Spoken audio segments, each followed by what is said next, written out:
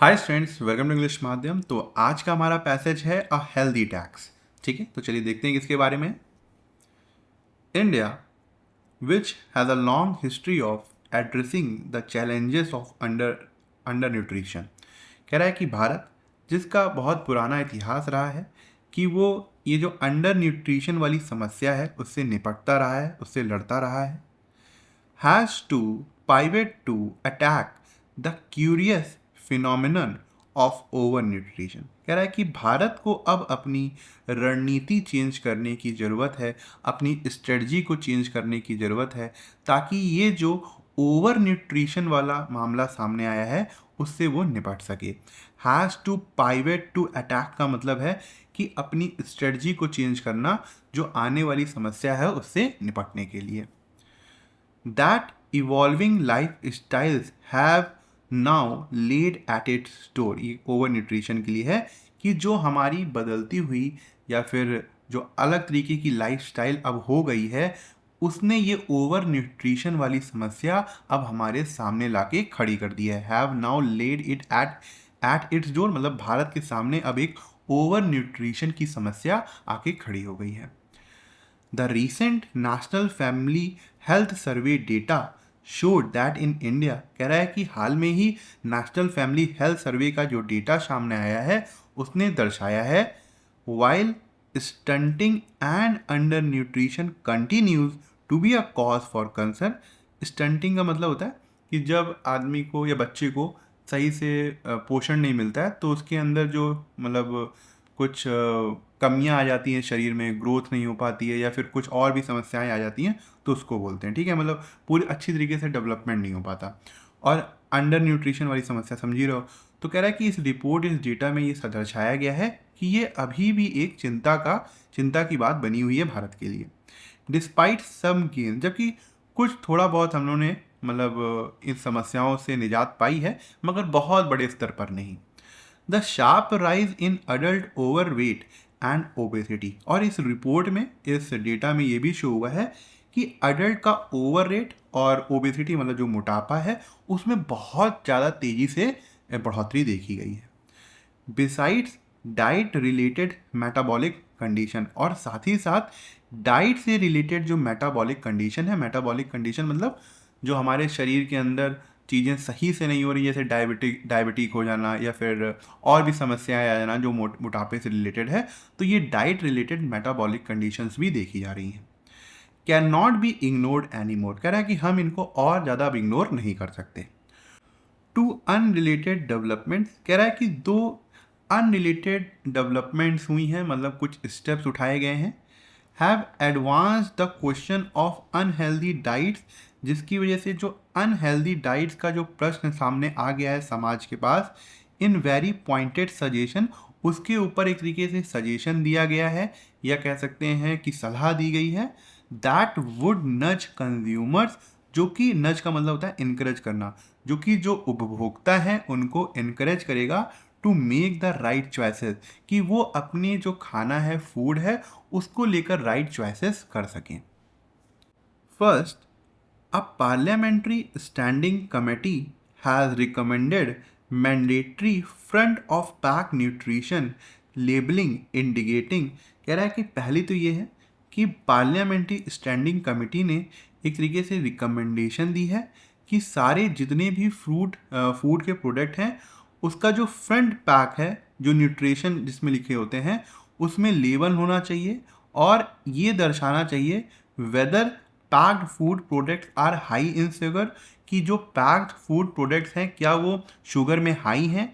और दूसरी चीज़ ये है, a national consortium has advise the government. A national consortium का मतलब होता है कुछ ग्रुप्स या ऑर्गेनाइजेशन हैं जिन्होंने गवर्नमेंट को सलाह दी है to levy a healthy tax, की हेल्थ टैक्स, की सरकार जो है वो हेल्थ टैक्स का फाइन लगाए ऑन हाई फैट, चाहे हाई फैट में हो प्रोडक्ट में हो तब, सॉल्ट एंड शुगर फूड्स वाले प्रोडक्ट हों उसमें, and enforce stricter regulations on their advertisement, और इनके एडवर्टाइजमेंट में भी बहुत ज़्यादा कड़े कानून लेके आए या उसके ऊपर बहुत ज़्यादा कठोर कदम उठाए। कहने का मतलब ये है कि पार्लियामेंट्री स्टैंडिंग कमेटी ने एक सुझाव ये दिया कि भाई फूड में जो सामने जो पैकेट होता है उसमें अब कंपनियों को दर्शाना होगा कि उसमें कितनी क्या क्या चीज़ें शुगर डाल रहे हैं या और भी जो हार्मफुल प्रोडक्ट हैं वो डाल रहे हैं, तो उनको दर्शाना होगा। और मेनली क्या है, शुगर है, क्योंकि शुगर से बहुत सी बीमारियां होती हैं। तो अगर शुगर का कंटेंट हाई है तो वो कंपनियों को दिखाना होगा। और जो दूसरे ग्रुप्स हैं या ऑर्गेनाइजेशन है जिन्होंने गवर्नमेंट को सलाह ये दी है कि आप एक हेल्थ टैक्स लगाना स्टार्ट कर दो, जिस जिस प्रोडक्ट में हाई फैट हो, सॉल्ट हो, शुगर हो, तो उससे क्या होगा कि उस प्रोडक्ट की कीमत बढ़ जाएगी। जब वो कीमत बढ़ जाएगी तो जो जो उपभोक्ता है, कंज्यूमर है, वो अपने आप उस प्रोडक्ट्स को लेने से बचेगा। The standing committee on consumer affairs, food and public distribution कह रहा है कि ये जो कमेटी है जो कि कंज्यूमर अफेयर्स और फूड और पब्लिक डिस्ट्रीब्यूशन की है, ऑल्सो मेड अ रिकमेंडेशन, उसने एक और सुझाव दिया है to include the sugar content in baby food, कि ये जो शुगर कंटेंट है कि बेबी फूड्स में कितना शुगर कंटेंट है उसको भी दर्शाया जाए। Attacking the excess sugar consumption issue right where it begins. और इस सुझाव का तात्पर्य ये है, एक तरीके से पर्पस ये है कि शुगर की कंजम्पशन की जहाँ से शुरुआत हो रही है वहीं पे उसको रोक दिया जाए। भाई एक न्यू बॉर्न बेबी होता है, अगर हम उसको ऐसा प्रोडक्ट देंगे जिसमें शुगर की मात्रा ज़्यादा है तो कहीं ना कहीं वो उस पे क्या कहते हैं उसकी आदत बनती जाएगी शुगर को लेने की।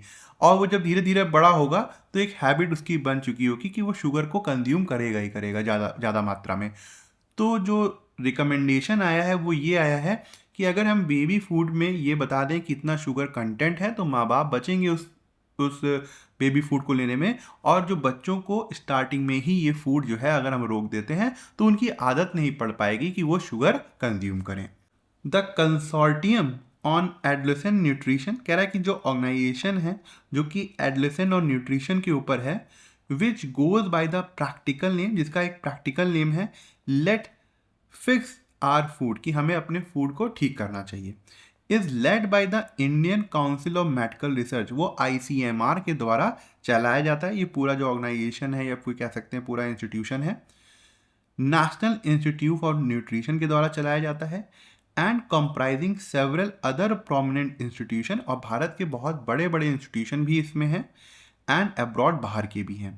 हैज़ रिकमेंडेड, उन्होंने ये सुझाव दिया है that the government ensure a healthier school food environment, कि सरकार को सुनिश्चित करना चाहिए कि जो स्कूलों में फूड जा रहा है वो एकदम हेल्दी हो। Stricter regulation of marketing of unhealthy food, और सरकार को कड़े कानून लाने चाहिए या रूल बनाने चाहिए ताकि जो अनहेल्दी फूड है इनकी मार्केटिंग में रोक लगाई जा सके। And front of pack nutrition labelling, और जितने भी प्रोडक्ट हैं जिसमें शुगर कह सकते हैं हम लोग इंक्लूड है तो उसकी फ्रंट पैकिंग में उसको दिखाना कंपनियों को अनिवार्य कर दिया जाए। दीज एफर्ट्स कह रहे हैं ये जितने भी एफर्ट्स हैं will be the among the step to tackle the rising burden of obesity, कि ये उन स्टेप्स में से एक होंगे जो भारत में बढ़ती हुई ओबेसिटी की समस्या है, मोटापे की समस्या है, उसको उसके रोकथाम के लिए। And diet related non communicable diseases, और जो खाने से संबंधित नॉन कम्युनिकेबल डिसीजेज है। नॉन कम्युनिकेबल डिसीजेज क्या हो गई, जो किसी मतलब छूने से नहीं फैलती या एक व्यक्ति से दूसरे व्यक्ति की तरफ नहीं फैलती है, जैसे डायबिटीज़ हो गई, ठीक है, हार्ट की समस्याएं हो गई, और भी जो रिलेटेड समस्याएं हैं। तो कह रहा है कि इससे इन सारे एफर्ट से हमें इसको टैकल करने में कहीं ना कहीं सहायता होगी। That require a comprehensive strategy helped by the government, और इन डिसीजेस को संभालने के लिए हमें एक व्यापक स्ट्रेटजी की ज़रूरत है जो कि गवर्नमेंट द्वारा लीड करी जाएगी या मैनेज की जाएगी। हेल्प मतलब क्या होता है, लीड करना या उसको मैनेज करना।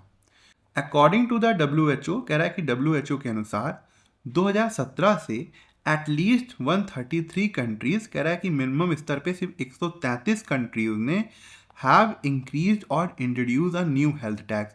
इन्होंने या तो न्यू हेल्थ टैक्स को बहुत बढ़ा दिया है या फिर इंट्रोड्यूस कर दिया है। मतलब हेल्थ 133 कंट्रीज ने या तो हेल्थ टैक्स को बहुत ज़्यादा बढ़ा दिया है या अपने यहाँ नए स्तर पर उसको लागू कर दिया है। A junk food law came into force in Colombia in 2023। कह रहा है कि जंक फूड का कानून आया कोलंबिया में 2023 में to tackle the high consumption of package food, और इस वजह से आया कि उनके यहाँ जो पॉपुलेशन पैकेज फूड का बहुत हाई कंजम्पशन कर रही थी उसके रोकथाम के लिए। An additional tax on such foods begin eight 10%। कह रहा है कि अतिरिक्त टैक्स लगाया गया ऐसे जो अनहेल्दी फूड्स हैं उनके ऊपर, जो कि 10% से इनकी शुरुआत हुई थी, रोज टू 15% द नेक्स्ट ईयर, और फिर अगले साल उसको 15% कर दिया गया था, and touch 20% the subsequent year, और अगले साल उसके और 20% वो जो टैक्स था एडिशनल टैक्स से टच हो गया था। Norway, Hungary, Denmark, Bermuda, Dominica, St Vincent and the Grenadines and the Navajo nation, US, मतलब टोटल ये यूएस है, have also specifically implemented taxes on unprocessed sugar. इन्होंने भी अपने यहाँ टैक्सेस लगा दिया है अनप्रोसेस्ड शुगर के ऊपर एंड शुगर एडेड फूड्स के ऊपर, मतलब जितने भी फूड्स हैं जिसमें अनप्रोसेस्ड शुगर है या फिर शुगर है उसमें इन्होंने टैक्स लगा दिया है। With the ICMR and NIN report indicating that over 17 million children and adolescents are affected by obesity। ICMR की रिपोर्ट के अनुसार कि 17 मिलियन के ज़्यादा जो बच्चे हैं हमारे यहाँ और एडोलेसेंट्स हैं वो मोटापे से प्रभावित हैं, and that this number can cross 27 million by 2030। और ये जो नंबर हैं, ये जो आंकड़े हैं, वो 27 मिलियन के नंबर को भी क्रॉस कर देंगे 2030 तक। There can not be a better time to act on these suggestion. कह रहा है कि इससे अच्छा समय नहीं हो सकता इन सजेशंस के ऊपर काम करने के लिए। That will go a long way in educating the consumer to make healthy food choices. कह रहा है कि ऐसी स्टेप, ऐसी बातें जो लॉन्ग टर्म में कस्टमर्स को अवेयर करने में बहुत ज़्यादा मदद देंगी ताकि वो अपनी जो फूड चॉइसेस है उसको हेल्दी बना पाए। ठीक है। Which phrase best summarizes the core theme of the passage. कौन सा फ्रेज जो है वो पैसेज की थीम बता रहा है। Replacement of stunting with obesity in India, कोई मतलब ही नहीं है। ग्लोबल टैक्स स्टंटिंग, मतलब समझ रहे हो ना कि खाने पीने से जो ग्रोथ नहीं होती है, कह रहा है इसको रिप्लेस कर दो ओबेसिटी से इंडिया में, ये कोई थीम है। Global tax precedents as primary public health strategies.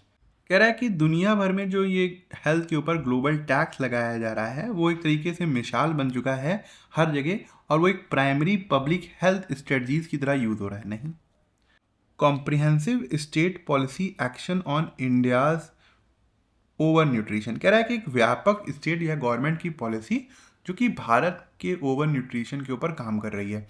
एक तरीके से हर ऑर्गेनाइजेशन ने सजेशन दिया है कि किस तरीके से सरकार को उन पॉलिसीज़ के ऊपर या उन टफ स्टेप्स के ऊपर काम करना चाहिए जो हमारे यहाँ ओबेसिटी की समस्या को टैकल कर सके।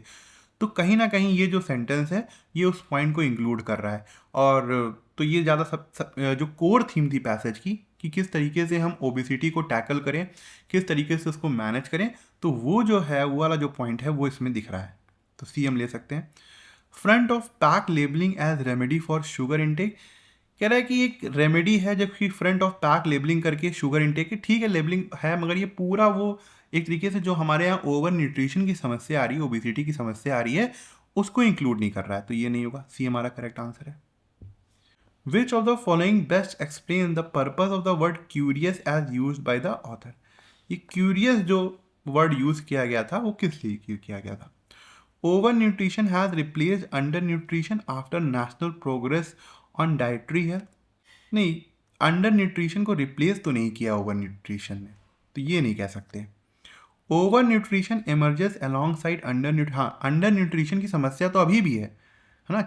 उस सेंटेंस में बताया गया था ना कि कॉज ऑफ कंसर्न अभी भी है अंडर न्यूट्रिशन, मगर साथ ही साथ अब ओवर न्यूट्रिशन भी आ गया है in a country historically fighting deficiency. तो बी जो है, इसीलिए यहाँ पे थोड़ा सा क्यूरियस मतलब दिलचस्प फिनोमेना ये है कि हम एक तरफ तो अंडर न्यूट्रिशन से जूझ रहे हैं और दूसरी तरफ क्या है, एक ओवर न्यूट्रिशन हो गया।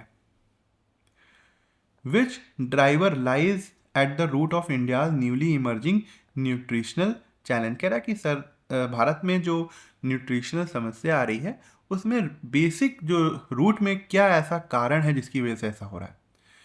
Wide spread adoption of sedentary daily routines, कह रहा है कि सेडेंट्री डेली रूटीन्स का मतलब है कि ऐसी ऐसी रूटीन जो कि बहुत ज़्यादा जिसमें फिजिकल एक्टिविटी ना हो, ठीक है, या फिर बहुत ज़्यादा जंक फूड खाते हैं हम लोग या अनहेल्दी फूड खाते हैं। तो इसी वजह से ये जो नई जो ओवर न्यूट्रिशन की समस्या आ रही है, तो ये रूट कॉज इसको हम मान सकते हैं। तो ये हमारा करेक्ट आंसर है। Unrestricted access to commercial processed food, unrestrict मतलब सभी के पास कमर्शियल जो प्रोसेस्ड फूड से अवेलेबल है वो तो हमेशा रहेगा, और वो हमेशा, क्योंकि ये डेमोक्रेटिक कंट्री, ऐसा थोड़ा है कि हर किसी चीज़ को रोक दोगे। सजेस्ट कर सकते हो भाई मत खाओ, मगर किसी को तुम कानूनी रूप से नहीं नहीं तुम्हें नहीं खाना है चिप्स या बर्गर नहीं खाना है, ऐसा नहीं कर सकते। Early exposure to certain paediatric dietary habits, कह रहा है कि जो बच्चों को अर्ली एक्सपोजर हो जाता है शुगर का, नहीं ये ज़रूरी नहीं है कि वो अभी ओवर न्यूट्रिशन वाली समस्या नहीं, हाँ वहाँ पे एक आदत ज़रूर पड़ जाती है, मगर जो अनहेल्दी फूड हम खा रहे हैं, पैकेज फूड खा रहे हैं, उससे हो रहा है ओवर न्यूट्रिशन, तो ये नहीं कहेंगे। Inadequate state control over educational meal environment, नहीं, तो ये हमारा करेक्ट आंसर है। What is the tone of the passage, passage की टोन क्या है? डिसमिसिव मतलब किसी चीज़ को ज़्यादा महत्व ना देना, नज़रअंदाज करना, इग्नोर करना, नहीं। प्रिस्क्रिप्टिव का मतलब होता है सजेशन देना, रिकमेंडेशन देना, तो पूरे पैसेज में यही होता रहा है, तो बी सही लग रहा है। अलार्मिस्ट मतलब किसी चीज़ को बहुत ज़्यादा बढ़ा चढ़ा के दिखाना, किसी खतरे को बढ़ा चढ़ा के दिखाना, नहीं। ऑब्जेक्टिव का मतलब होता है कि निष्पक्ष तरीके से किसी फैक्ट को रखना, तो ये नहीं है। यहाँ पे प्रिस्क्रिप्टिव है, सजेशन एडवाइस वाला। The phrase attacking the excess sugar consumption issue right where it begins, इसका क्या मतलब है? Restricting the commercial promotion of processed goods in school environment, नहीं।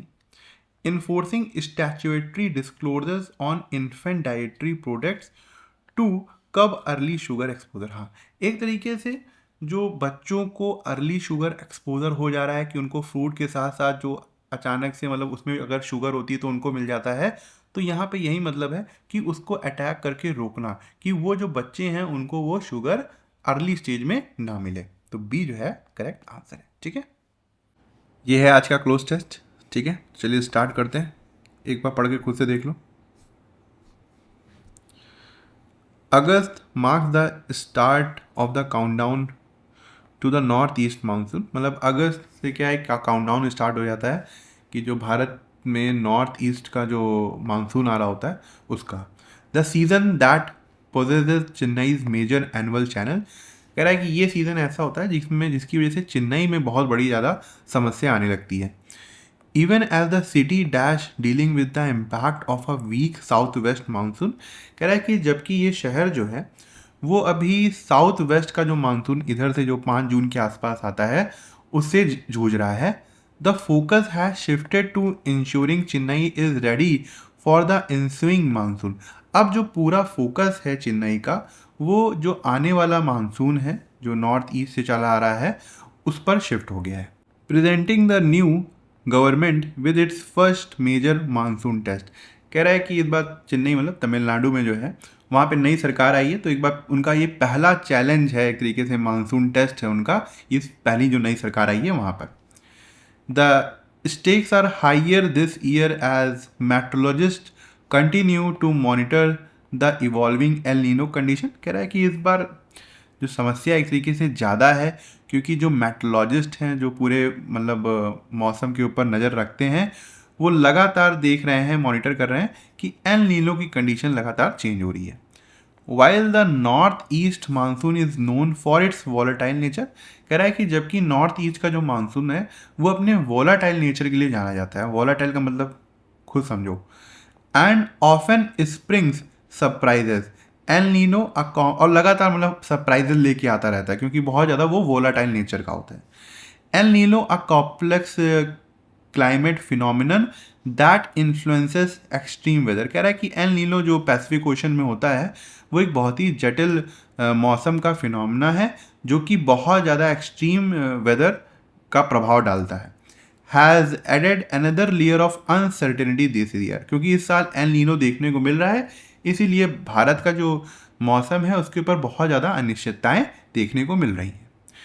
इन इट्स आउटलुक, आउटलुक मतलब report, for the second half of the south west monsoon. कह रहा है कि ये जो second half south west monsoon है उसकी जो रिपोर्ट है, the Indian Meteorological Department has observed, Indian Meteorological Department ने ये पाया है that the currently moderate El Nino condition, कि ये जो एल नीनो कंडीशन है इस समय डैश एक्सपेक्टेड टू स्ट्रेथन, आशा है कि ये और ज़्यादा मजबूत होंगी through the remaining part of the south west monsoon, जो साउथ वेस्ट मानसून है उसकी वजह से। The outlook also presents a mixed picture on the global weather factors. कह रहा है कि ये जो रिपोर्ट आई है उसमें एक तरीके से दुनिया भर में कैसा वेदर फैक्टर रहेंगे उसकी मिक्स्ड पिक्चर है। While forecast indicate that neutral Indian Ocean dipole conditions are likely to persist. कह रहा है कि जबकि भविष्यवाणी जो फोरकास्ट किया गया है उसमें यह दर्शाया गया है कि भारत के जो ओशंस हैं उसमें जो इंडियन ओशन डाइपोल का फिनोमेना होता है वो होगा, उसकी कंडीशन है। And some international forecasting centre suggest that a positive IOD may develop in September. ये जो भारत में इंडियन ओशन डाइपोल है ये एक तरीके से एल नीनो, ये भारत के ओशन इंडियन ओशन में होता है ये फिनोमेना, तो वहाँ से जो हवाएं उठती हैं वो एल नीनो के जो प्रभाव है उसको कम करती हैं। तो वही कह रहा है कि जो बाहर की कुछ फोरकास्टिंग इंटरनेशनल कंपनीज या फिर सेंटर्स होंगे उन्होंने ये सजेस्ट किया है कि ये जो पॉजिटिव आईओडी है वो सितंबर तक डेवलप होने की उसकी आशा है, raising expectations of countering the impact of El Nino. और कह रहा है कि इसी वजह से आशा है कि एक्सपेक्टेशन है कि जो एल नीनो हमारे यहाँ आ रहा है या फिर उसकी स्थिति चल रही है उसको वो काउंटर करेगा। Officials of the regional meteorological centre note that El Nino is usually favorable for enhanced rainfall dash north east monsoon। कह रहा है कि जो रीजनल मेट्रोलॉजिकल सेंटर के ऑफिशियल्स हैं उन्होंने ये नोट किया है कि एल नीनो जो है वो एक तरीके से नॉर्थ ईस्ट मानसून का फेवर करता है, एक तरीके से उसको मजबूत करता है और से ज़्यादा बारिश होती है। इंस्यूइंग का क्या क्लोजेस्ट मीनिंग है? प्रिसीडिंग मतलब पास्ट वाला नहीं, अपकमिंग आने वाला, रिसीडिंग पीछे हटने वाला, हिस्टोरिकल नहीं, तो यहाँ पे क्या होगा? अपकमिंग है। ठीक है। वोलाटाइल का हमको क्या बताना है? एंटोनिम बताना है। भाई वोलाटाइल का मतलब होता है बहुत भाई तरीके से तबाही मचाने वाला नेचर। ठीक है, तबाही में एकदम भड़कने वाला नेचर। तो इसका एंटोनिम क्या हो जाएगा? स्टेबल। ठीक है। अनप्रिडिक्टेबल वही सिनोनिम हो जाएगा। तो टर्बुलेंट, एराटिक ये सब वही है कि एकदम बहुत ज़्यादा भड़का हुआ नेचर। तो यहाँ पे स्टेबल क्या हो जाएगा? इसका एंटोनिम हो जाएगा। Even as the city dash dealing with the impact, the city singular subject है, क्या चाहिए यहाँ पे हमें? हेल्पिंग वर्ब चाहिए, मेन वर्ब तो ये है, आर होगा नहीं, वर होगा नहीं, बीइंग होगा नहीं, तो इज है। Is dealing with the impact of the weak south west monsoon. That the currently moderate El Nino condition subject हो गया, एल नीनो कंडीशंस ये पूरा सब्जेक्ट हो गया, कंपाउंड सब्जेक्ट बोल सकते हो। ठीक है, तो ये क्या हो जाएगा? प्लूरल सब्जेक्ट हो जाएगा। कैसी वर्ब आनी चाहिए? प्लूरल वर्ब आनी चाहिए।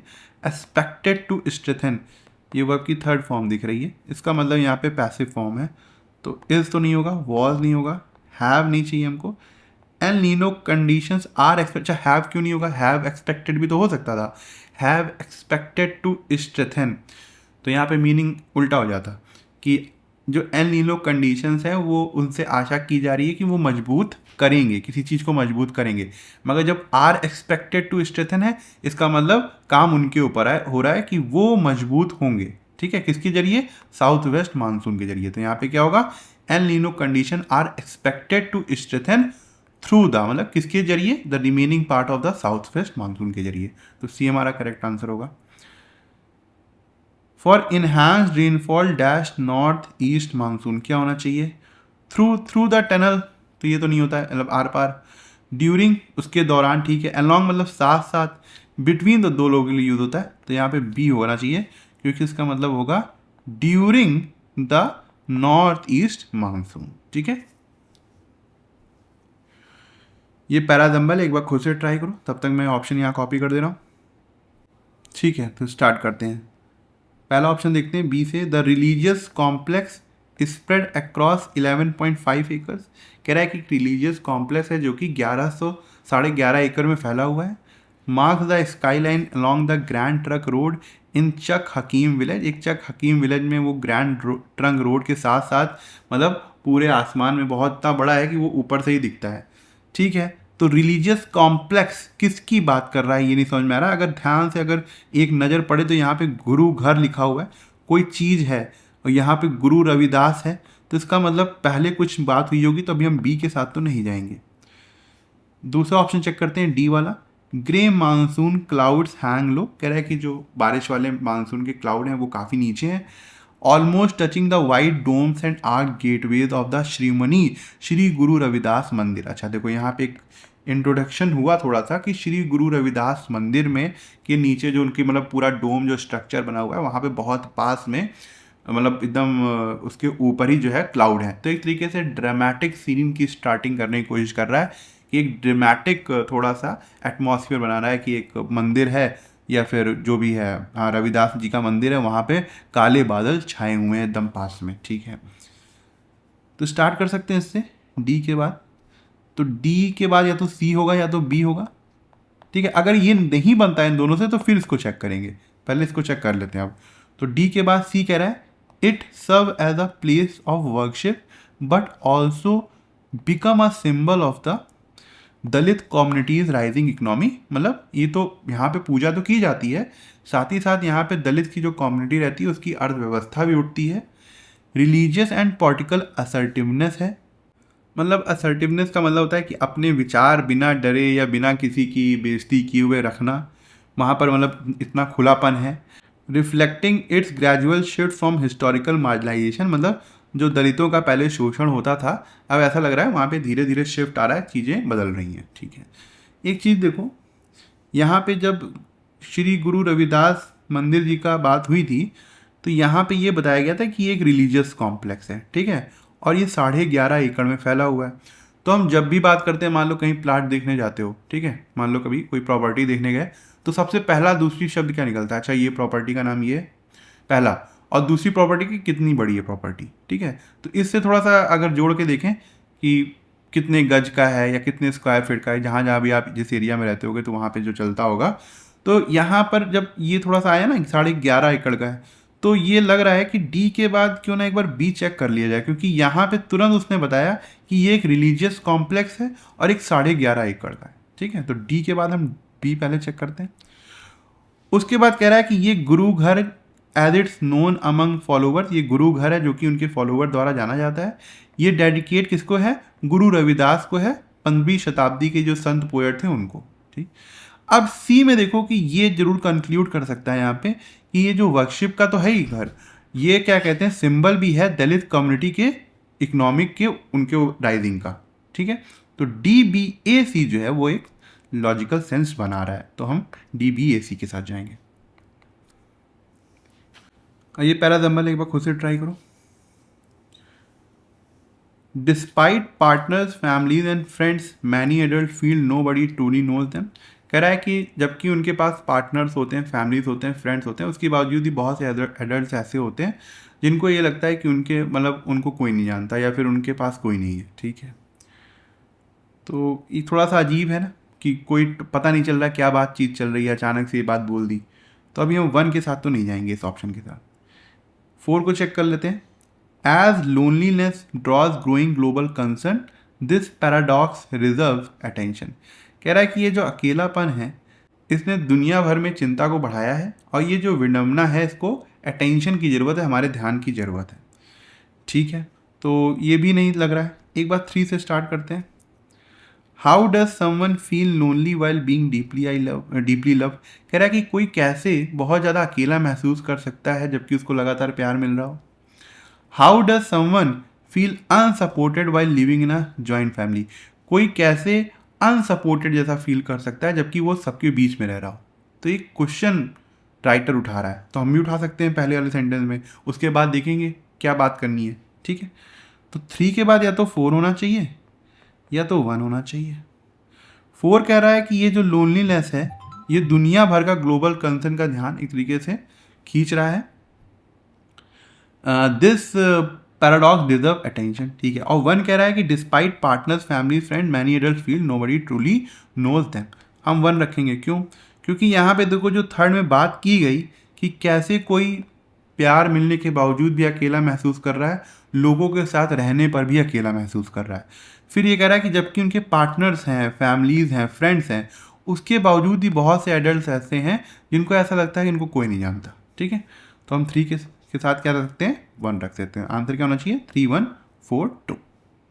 तो ठीक है, आज का लेक्चर यहीं ख़त्म करते हैं। आई होप आपको कुछ सीखने को मिला होगा और आप कमेंट सेक्शन में ज़रूर बताइएगा कि आपको आज का लेक्चर कैसा लगा और आपको क्या सीखने को मिला। अगर आप मुझसे इंग्लिश ग्रामर पढ़ना चाहते हैं तो आप हमारा ऐप इंग्लिश माध्यम प्ले स्टोर से डाउनलोड कर सकते हैं। ऐप ओपन करते ही आपके सामने होम स्क्रीन आएगी। वहाँ पे आपको 5 ऑप्शन मिलेंगे: मेन, लाइब्रेरी, फीड, लेक्चर, पास। लेक्चर में क्लिक करते ही आपके सामने 2 वर्जन आएंगे, फ्री और पेड। पेड में क्लिक करते ही आपके सामने इंग्लिश ग्रामर का एक सेक्शन आएगा जहाँ पे मैंने इंग्लिश एसएससी के लिए बहुत ही डिटेल में बताया हुआ है और बहुत ही सिंपल लैंग्वेज में बताया है, जो कि आपके कॉन्सेप्ट्स को और अच्छा करेगा और आपको अच्छे मार्क्स लाने में हेल्प करेगा। तब तक के लिए प्रैक्टिस करते रहिए। Thank you so much for watching this video.